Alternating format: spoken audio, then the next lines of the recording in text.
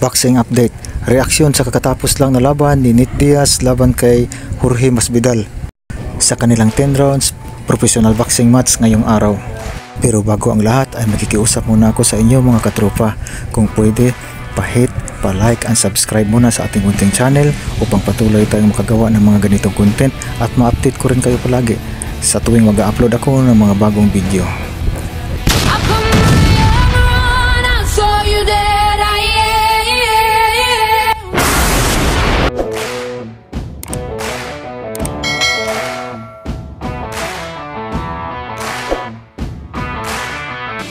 So sold out nga ang naging laban ng dalawang former UFC legend na sina Nate Diaz at Jorge Masvidal.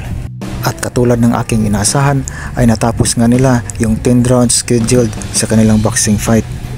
Maganda naman ang pinakitang entertainment ng dalawang UFC legend sa kanilang performance kanina sa boxing mga katropa. Na sa aking pananaw ay dikit lang talaga yung kanilang naging laban.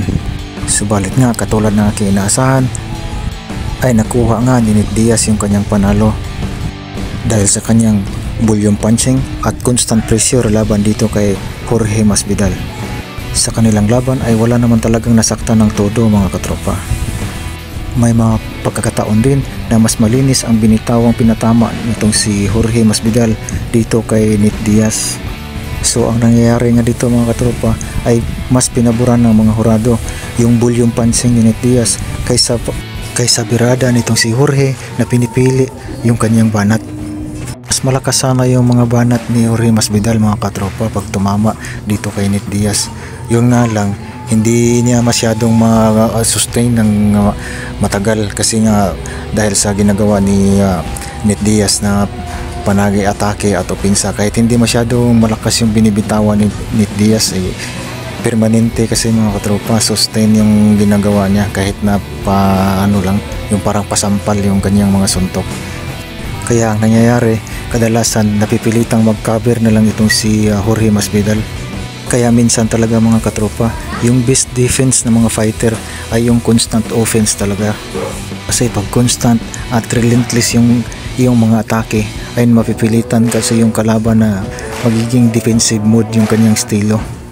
Kaya sa mata ng mga hurado ay mas pinapaboran nila yung palaging umatake, nagbibigay ng mas maraming suntok kahit hindi naman masyadong quality, hindi naman masyadong malakas yung tumatama. At saludo pa rin ako dito kay Nate Diaz at kahit dito kay Jorge Masvidal, pero mas pinapaboran ko talaga yung si Nate Diaz dahil sa kanyang cardio.